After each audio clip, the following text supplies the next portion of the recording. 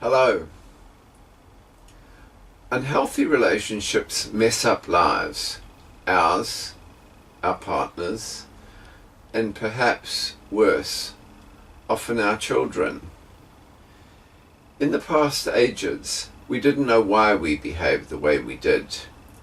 Probably we weren't even aware of the suffering it caused to our partner or children. Fortunately, things are now different.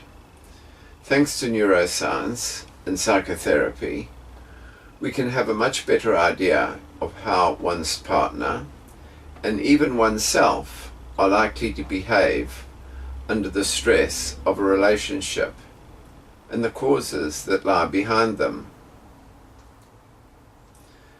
Knowing this, we can become aware of our own damaging foibles before they wreck a relationship, become more aware of what to expect from our partner before we commit, and behave in ways that will create more self-esteem and confidence in our children. Everyone I've consulted with has said, if only they had this information years ago. Most of you listening to this are probably aware that the way you are has a lot to do with how you were parented, and this in turn is likely to reflect how you behave in relationships. Around 1950, Sir John Bowlby, a psychiatrist, theorized that a parent's own childhood upbringing might influence the way they parent their children. So, for example, the daughter is reprimanded by her mother and she grows up, and it's likely she treats her daughter the way she was treated, and then that daughter then treats her daughter the way she was treated, and so on. Education and awareness changes this.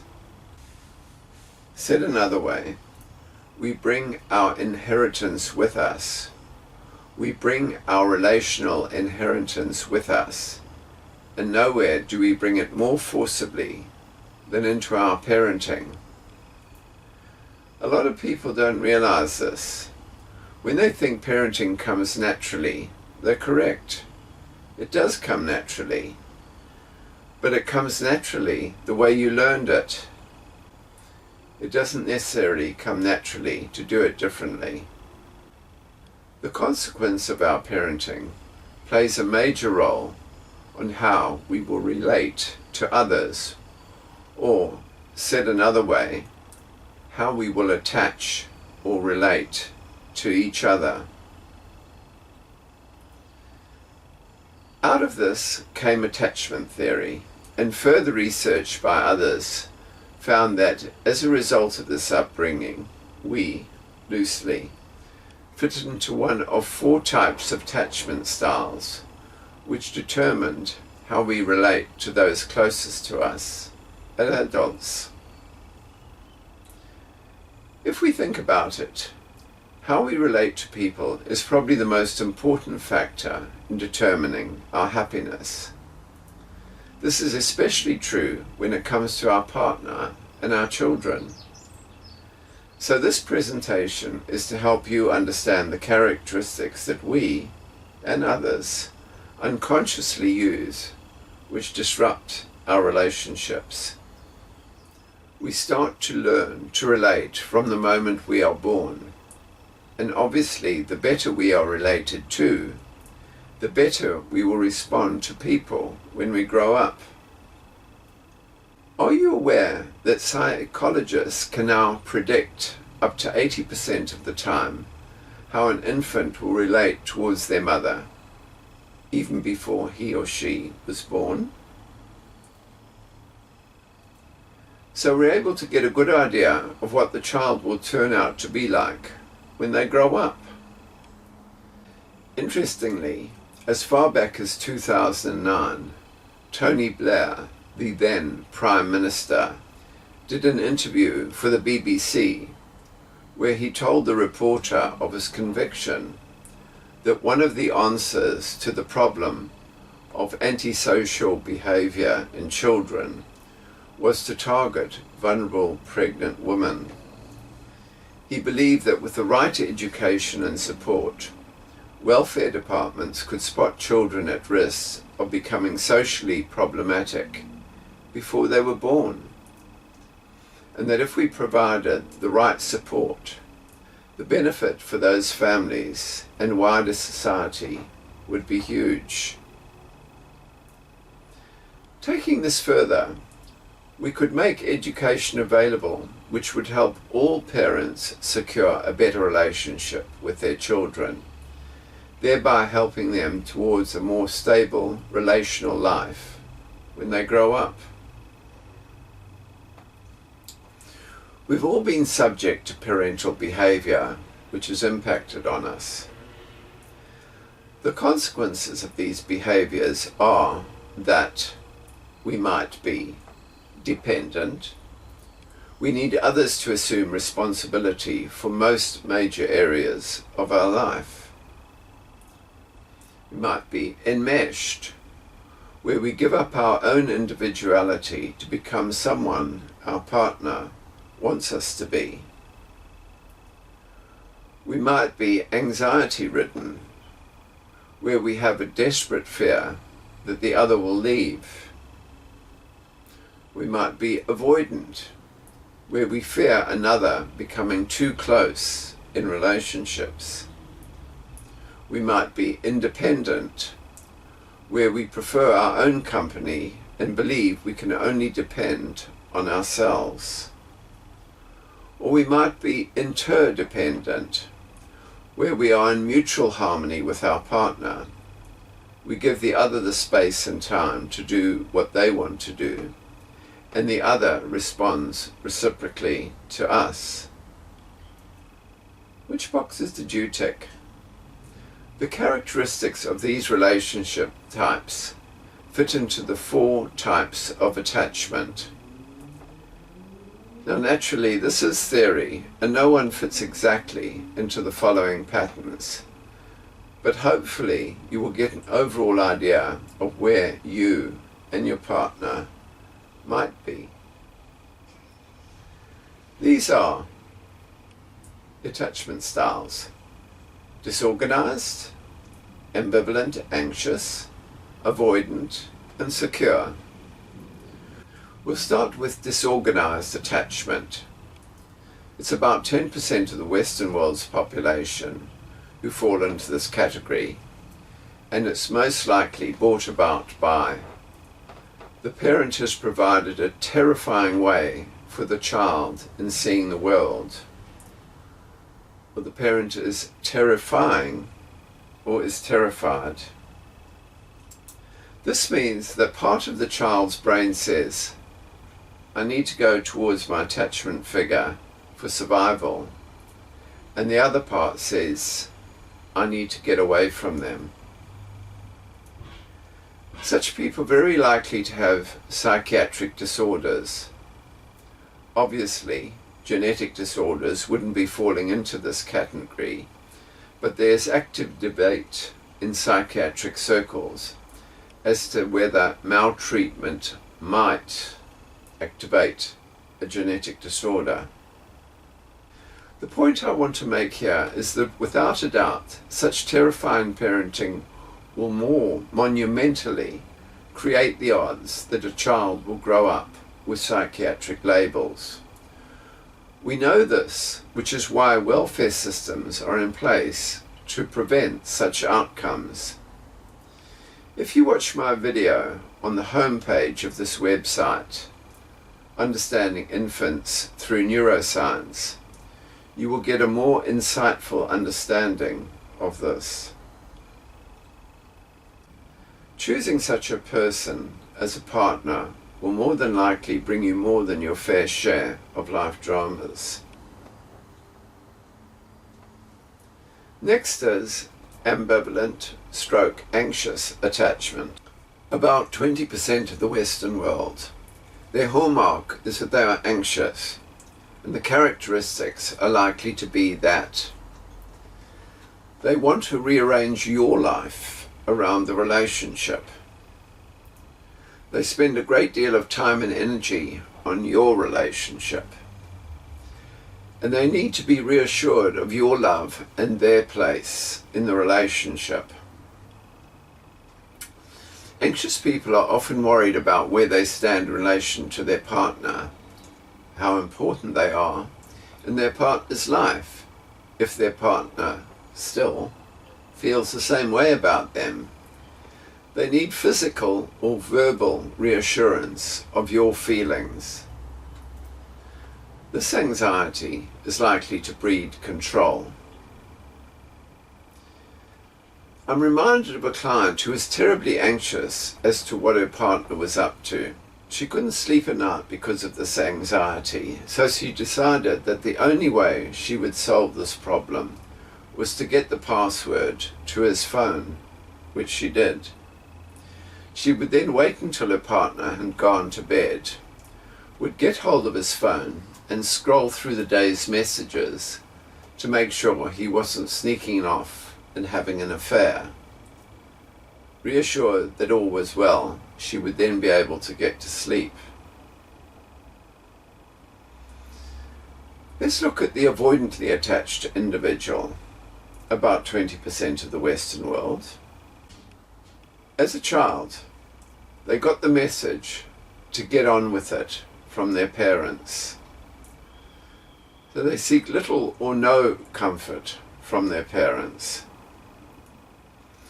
I'm reminded of an ad on British television from the children's charity NSPCC, where you see this little toddler standing in his cot, holding onto the bars and looking sad. And the caption says, "He doesn't cry because he knows no one will come." To many people, this is the good child, one who doesn't create a fuss. Such a child is likely to grow up to have some of the following characteristics. The reference for these are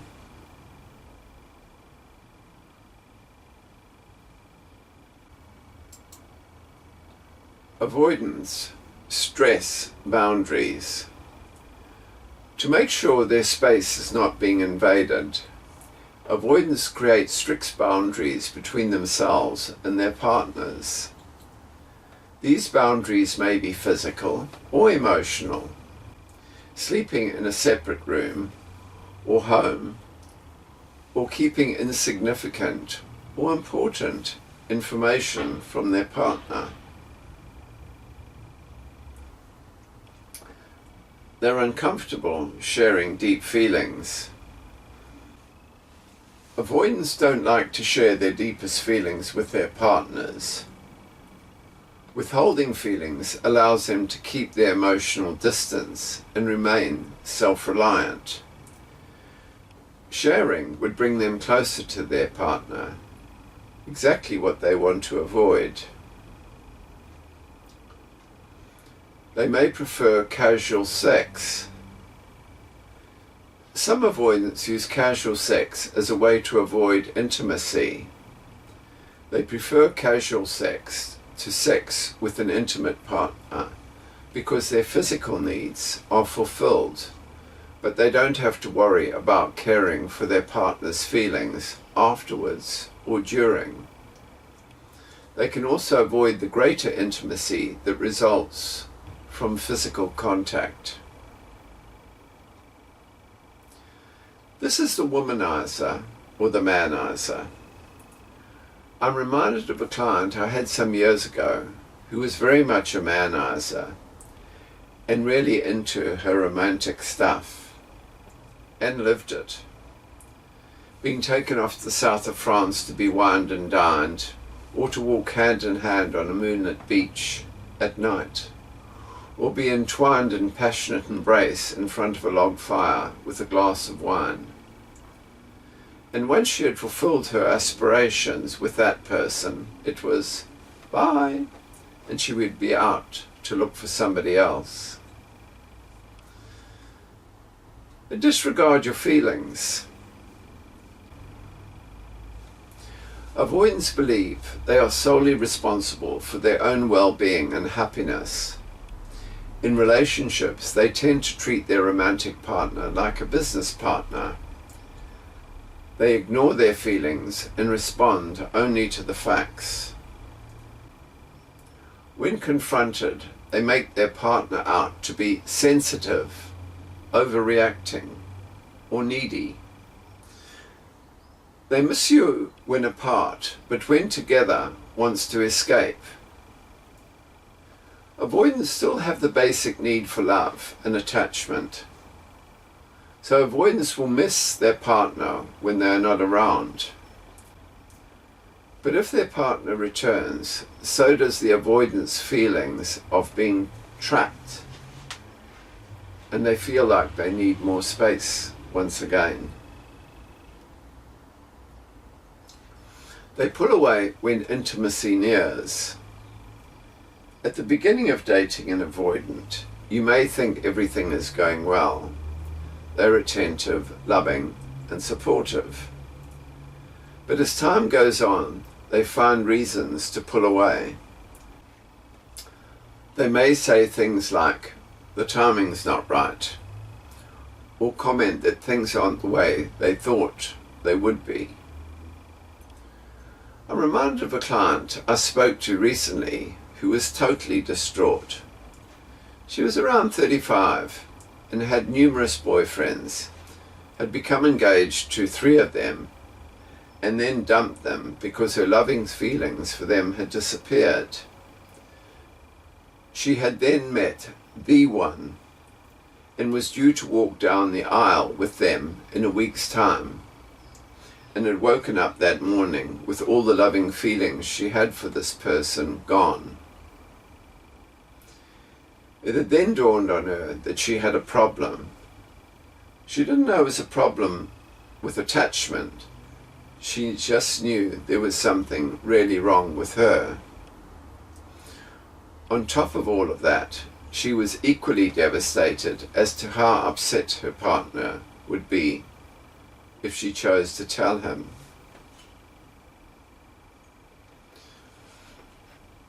They idealize a past relationship or partner, or dream of the one.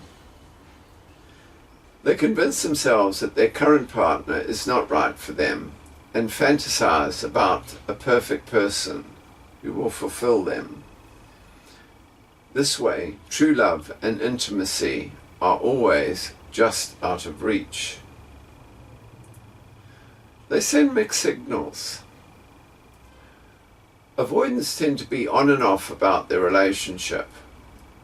One day they are planning to move in with their partner, and the next day they're acting as if they just met them. They will appear sensitive yet distant at the same time.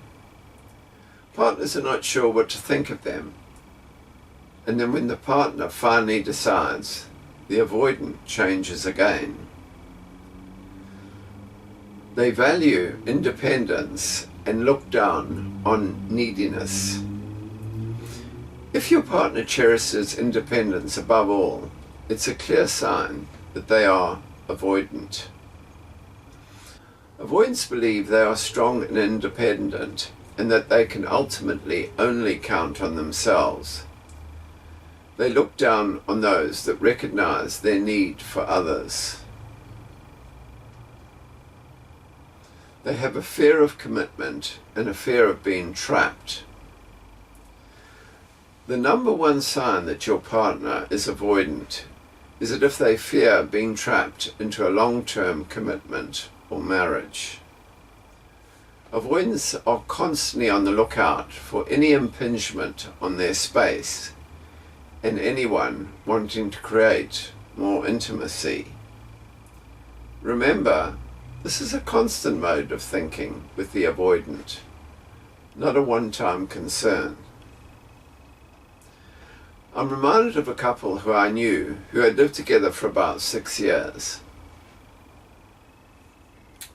They had a sort of open relationship, which neither capitalized on, but was available to both of them should they have chosen to have had a fling. The problem started when she became aware that her body clock was ticking and decided she wanted children, only she wanted to get married for the sake of security, which would have meant the end of their open relationship. He wasn't exactly over the moon with the idea, but he agreed to it, so they got married.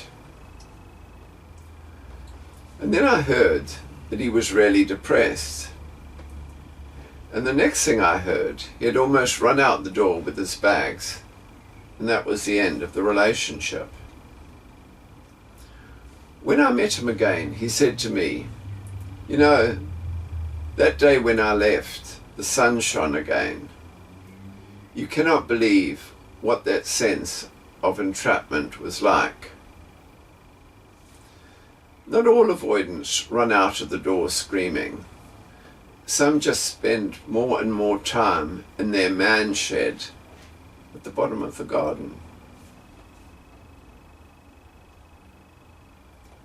The thing to remember about avoidance is that despite their drive to have space, they, like all human beings, are driven towards connection.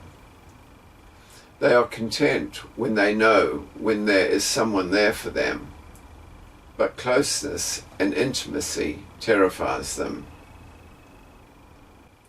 Remember earlier I discussed disorganized attachment and how severe mental, emotional, and physical abuse could create psychiatric labels such as psychosis. Welfare departments and child abuse charities know this and step in to prevent children from growing up with the likes of these labels. Along with this, more and more people are getting to understand that infants are affected by abuse, which was previously not the case. So it's pretty much in hand. But what sort of parenting creates avoidant and ambivalent attachment? And how do we ensure that we don't go down that road?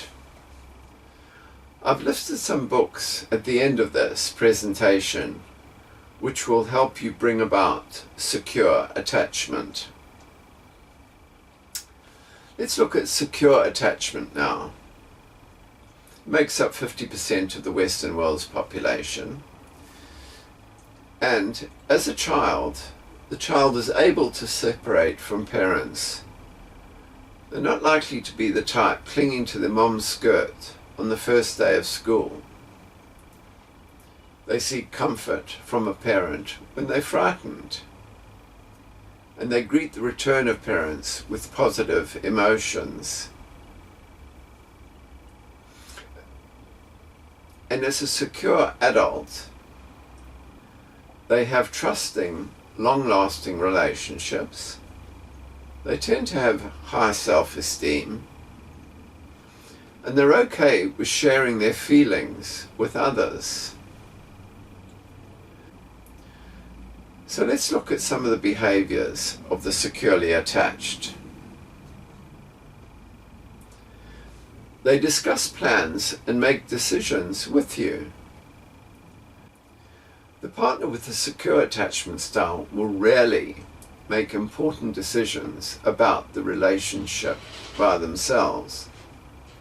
Instead, they wait and ask for your input and make decisions that take your views into account. They don't believe that relationships are hard work.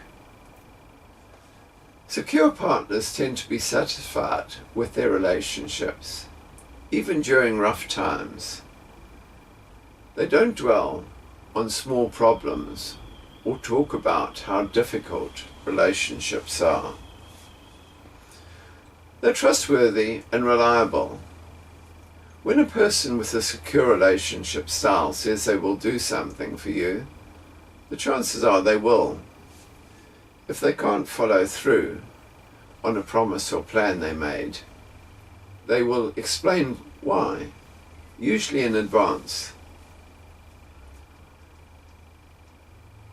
They compromise. They're less concerned with proving themselves right and you wrong. They're likely to understand your point of view and come to a mutual satisfying agreement. They're comfortable with commitment and intimacy. They don't mind the closeness created by a long-term relationship, or that you might find them inadequate or reject them, as an anxious partner might. They effectively communicate. Partners with a secure relationship style share their feelings and opinions in a clear and straightforward way. They don't expect you to guess what they're feeling or create a scene to get your attention. They're also clear about where the relationship is headed. Secure people also value independence, but not to the same degree. Secure partners realize the importance of both independence and interdependence. The belief of the securely attached adult is, it is relatively easy for me to become emotionally close to others. I am comfortable depending on others and having others depend on me. I don't worry about being alone or having others not accept me. Just to refresh your memory, secure make up about 50% of the Western world's population, 20% is avoidant, 20% is ambivalent, anxious, and about 10% is disorganized. So what's the best combination? If we look at relationships and how they fare in relation to attachment theory, we can see what combinations may work better than others. Two secure people coming together would likely fare the best. An ambivalent anxious type and an avoidant type is very common and probably the most destructive. For some reason, they attract each other, but once together, the anxious needs to keep the avoidant under their watchful eye as they think they will leave. At the same time, the avoidance need for freedom starts to make them feel trapped and suffocated and pulls away, which terrifies the ambivalent. For the avoidant and the anxious, it's probably best that they find someone in a similar attachment style. That is, avoidant plus avoidant equals happy not interfering with each other's space. Anxious plus anxious, happily in mess with each other. A secure may put up with an ambivalent. Similarly, they may put up with an avoidant, and the avoidant or ambivalent will be happy with them because of the secure's stable presence. Having listened to this, are you aware of people you know with an attachment style I have mentioned? What about yourself? Have you seen your attachment style in what I've been talking about? Can you change your attachment style? Well, you can. The first step is about knowing you and what you can expect from yourself in the form of behavior. The more we know about our style, our obsessions, compulsions, and our unconscious feelings, the more we can change for the better. This is especially important if we have children, as, because they love us, we are likely to inspire them to behave like us. And that can be negative or positive. Hopefully this presentation has been helpful to you. Thanks for listening.